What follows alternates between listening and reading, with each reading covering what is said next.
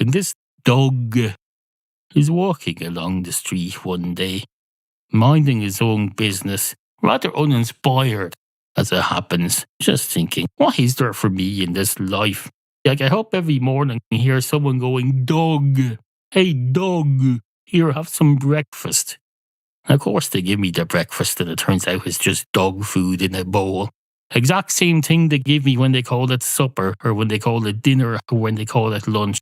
They like to humanise it by calling it breakfast or dinner or lunch, but it's still just dog food in a bowl. Not that there's anything wrong with that. There are dogs in Africa who would kill for a bowl of dog food like what I'm getting. But they don't deserve it if they do that. Those are would-be murderers. They don't deserve that. Although I suppose we don't want to have thought police, surely.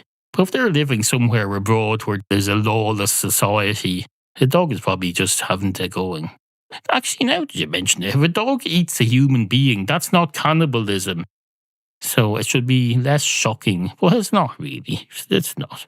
And dogs shouldn't eat human beings unless they're being served one voluntarily.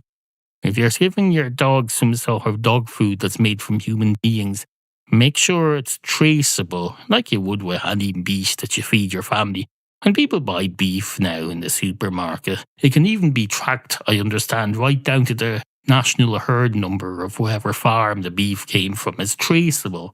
So the same should be done with human meat that you feed to a dog in a country where that's considered acceptable. It should be traceable so you can make sure that it's not being fed the victim of a murder or an involuntary death by someone who hadn't agreed to be fed to a starving dog.